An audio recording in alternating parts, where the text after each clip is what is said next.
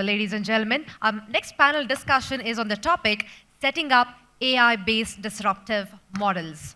Now for this session, I'd like to call on stage Mr. Haren, the co-founder and CEO of Pulse. With a round of applause, let's welcome him forward, everyone.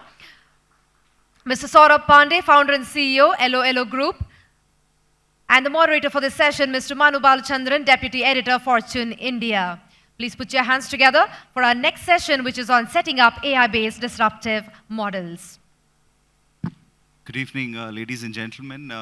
Welcome once again to the inaugural Fortune India Startup Summit. 2026 has been the year of AI. I mean, our speakers before have obviously spoken about that, but if you had any doubt, you only had to look at the enormous fundraise by OpenAI, I think totaling about $122 billion, I think the largest in the history of mankind. That's the GDP of Ethiopia. Back home, it's without doubt that investors and founders are obviously chasing AI. But it's also a difficult task to understand, what truly distinguishes transformative AI models from those that merely layer them onto existing ideas. So let me start this discussion by asking Haren and Saurabh on, when we talk about AI-based disruptive models, what does disruption really look like from the context of India? Haren, you first. Thank you. First of all, thank you, Manu, for having me. Good evening, everyone. So nice to meet all of you here on the stage. So first of all, if you look at the question, right, as a AI application company, the way we would like to call ourselves as PulseGen.io, see, the way we look at it is a disruptive model. I think every model is disruptive since the time it has begun. We've seen different versions, different models come up in the last 1.5 to 2 years, I think, from where it all started to where it has reached. It's amazing to see the progress that's available out there, and when we apply that to our platforms and use cases, I think the outcome is simply amazing. But then coming to the question, I think the way we look at it, I don't think there's an order of which model is good and perfect, but I think it's more the experimentations that actually lead us to what can give a better outcome for a certain use cases. For example, an AI application company like ourselves, we have like 25, 30 plus agents performing different actions underneath our platform, right? And all of those agents are orchestrated together to perform a final outcome and a workflow. Now, if you see, every agent or every large language model has its own strength, I would say, right? One, when it is used as an open application itself, and second thing, when it is embedded into a certain use case and workflow. And I've also seen in the market that people do a lot of experimentations on specific systems and use cases. And they can be pretty broad, right? Like classification aspects can be one, conversational AI can be the other, and so on and so forth. So fundamentally, what I would say is try every model that's out there. They're evolving continuously, but then sometimes it's good to stick with what actually works for a certain use case and trust and build on top of that, get it more contextual, and at least that's the outlook and that's how we are looking at it. Right. Sort of your thoughts on, disruptive models. I mean, what does disruption really look like from the Indian context? Yeah, first of all, really thanks for having me. So as part of what we do, like we are an AI-led entertainment company, and where we see disruption is broadly across 3 spectrums. One is the way you can reimagine entertainment completely from an AI-first lens. So things which were not possible earlier, like VFX is not accessible to everyone, for example. Like the kind of budgets you require for VFX, etc., are impossible to sort of fathom in OTT, in microdramas, etc. So we have a product called Story TV, where the true disruption that we were able to see was how do you create high-end VFX visuals through generative AI and integrate that into verticalized entertainment. And your real disruption kicks in when a very few set of people are able to produce much better outcomes. You don't need to hire that many more people. You don't need to sort of build an entire army now to ship out what was previously considered impossible. Like till about 6 months ago, when we were in this entertainment business, we would ship out like 20 to 30 dramas a month. Last month, we shipped about 200 unique microdramas on the platform. Wow. truly disruptive, largely because right from writing to production to post-production to VFX, all of that being powered through AI workflows. There's a big disruption on the education side. So we have an edutainment app called Master, where we are almost reimagining what edutainment would mean for India. Disruption over there is being able to answer a user's query in real time, almost like a very video GPT kind of a version, and to be able to do that for a very local language speaker. So disruption goes in there. Then, like he mentioned, we have something even in conversational AI, where a human cannot be available to talk to everybody parallelly. But an AI chatbot or an AI assistant of yours or an AI companion, so we are in the AI companion space with our third product, you can simultaneously have millions of conversations that can be empathetic, that can have memory. So I think that's core disruption, at least on the application layer that I'm sort of able to witness. But I just want to go back on, microdramas are now the flavor of the season. There's so much chat about that. How did that come to you? I mean, how did you start that? If you can just give our audience. Yeah, so we started the entire company in 2020, and we were always an entertainment business. We started with live streaming in general, and sometime in 2025, we realized that, look, to really make this a larger population scale outcome, and AI was just sort of kicking in at that time, we realized that async entertainment is going to be massive. We had already sort of cracked video, we had cracked entertainment, we had cracked the engagement aspect of it.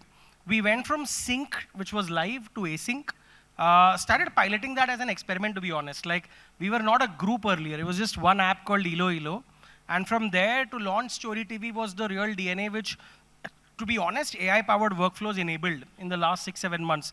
So what really happened was we realized that there's going to be a massive audience that's going to look at verticalized entertainment.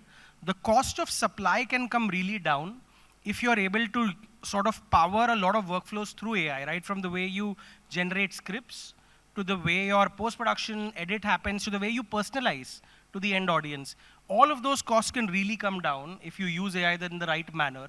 That led to the launch and scale up of Story TV, and just till last month, we were the most downloaded app in India overall, and we are the 4th most downloaded in India out of all the global products. So the scale became real, but a large credit to that became to our workflows, etc. So yeah, microdrama is a big category now.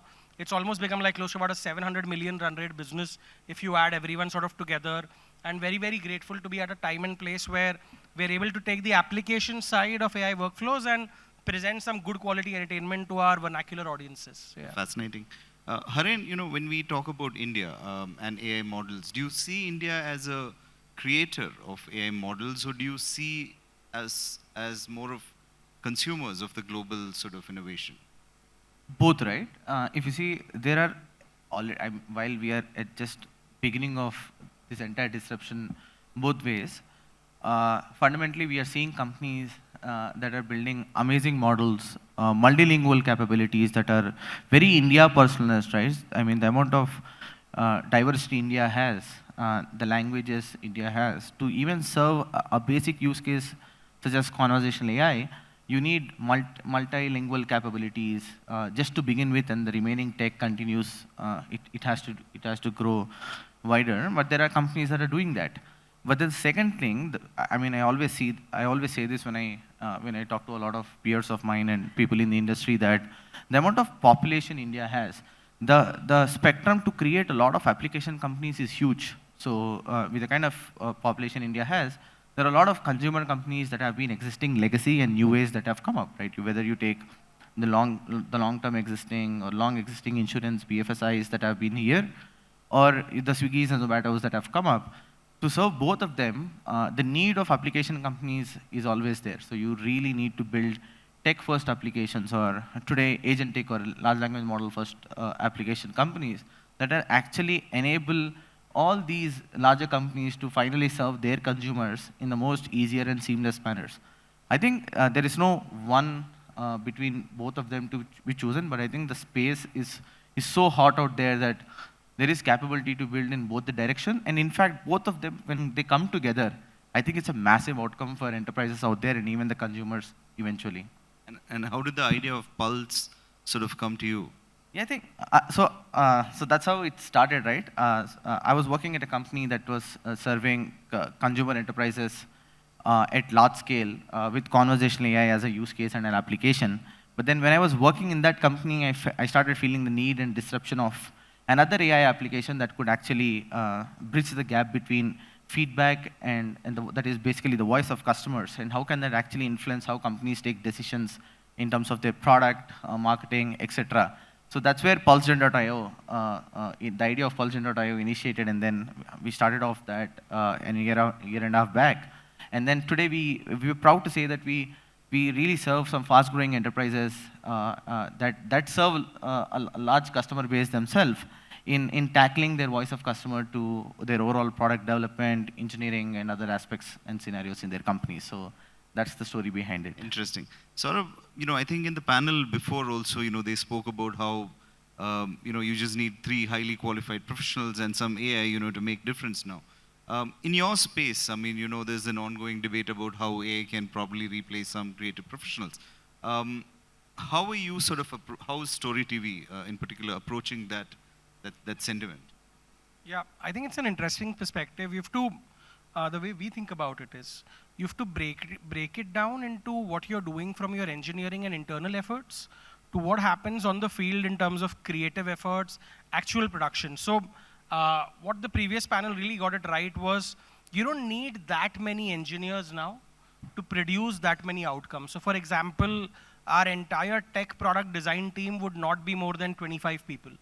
And they're together handling workloads which are much bigger than, just to give you perspective, users last month spent close to about 4 billion minutes on all of our platforms combined. So that's currently the second or third in all OTT sort of ranking. And if a 25-member tech team is able to pull that off with resilience, uptime, AI-powered workflows, so I think that's due credit to what the models have been able to accomplish.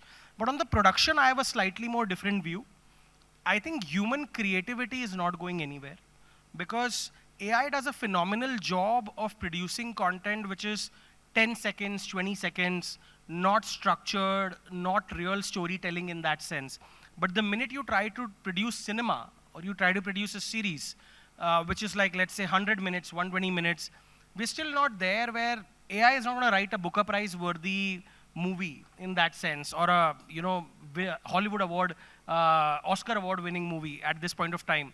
Where AI really helps here is how do you replace some efforts which could be, let's say, replacing. So for example, what we have developed is video generation, which combines multiple state-of-the-art models, but localizes and trains them on Indian faces, Indian accents, because a lot of global models were not very susceptible or not very adaptive to do that. So if AI can really help that, and that's been a massive breakthrough for us, because whenever you're looking at very high-end visuals, like for example, you have something which requires faceless videos, you might need something which requires much larger than life videos.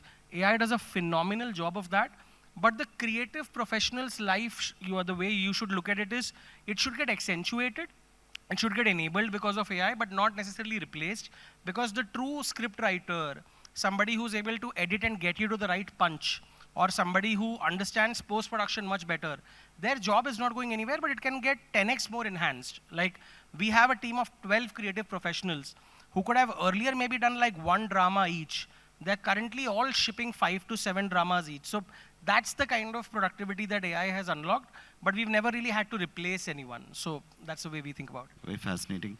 Haren, when we talk about building truly disruptive AI models from India, what do you think are some of the key ingredients to that? Data.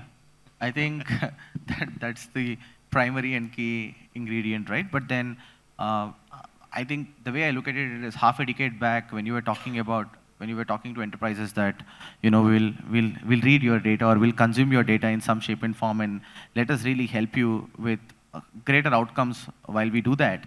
People were absolutely no about it. Trust, data leaks, privacy, these were all huge issues or assumptions for even smaller companies or larger enterprises to even get into the discussion of AI and stuff. I think now people looking at the kind of progressive outcomes that really evolve out of AI applications, I think people now have started opening up in some shape and form. And that is really showing fine business metric moving outcomes for people, right? If you're talking about revenues and the way growth multiples are taking through, as also mentioned in the last panel, I think they're skyrocketing because now applications and consumptions have started to happen. Now, I think the more this continues to happen, the more data within the country itself, forget the global data, right? If that gets starts getting consumed and then enterprises starts utilizing them, I think it's going to be massive development in the coming few years. Fascinating. Saurabh, now, do you think building AI proprietary AI models or workflows is sort of becoming essential for staying competitive, or you think companies can rely on what is existing sort of models? Yeah, so my take on this is that, look, to build something proprietary, and you should break it down into two things. One could be foundational, and building more foundational models, I think that is not a space which is very attractive right now, because a large part of that work has been done, requires a lot of capital, requires a lot of research mindset. But where the real opportunity lies is the second part that you mentioned, which is combining those models with proprietary workflows. So right from conversational AI to video generation to multiple things, like we do text to image, image generation, many flows, where if there is an AI workflow combined with certain human in the loop and operations outcomes as well, that's very defensible, because the operations part is very unique to you. The data that you have and the 1P data that you train the model on, the way you fine tune the models is extremely unique. So for example, we use Gemini, we use Gemma, but a lot of them are not very fine tuned to Indian use cases. So the way you train them, the way you adapt a lot of these world models, so to say, is very defensible in the longer run, especially in our space where we are in the application and apps business. For somebody in the enterprise space, the defensibility would either lie in workflows or being able to really significantly compress the cost further. So I wouldn't say that don't build something proprietary. For sure, you have to build proprietary, but look at that from workflow standpoint as opposed to foundational models, because I think that space is where we see a big opportunity, at least in India. Right. I think on that note, our time is up, but one last question. Between India and the global market, where do you see the bigger opportunity for both of you?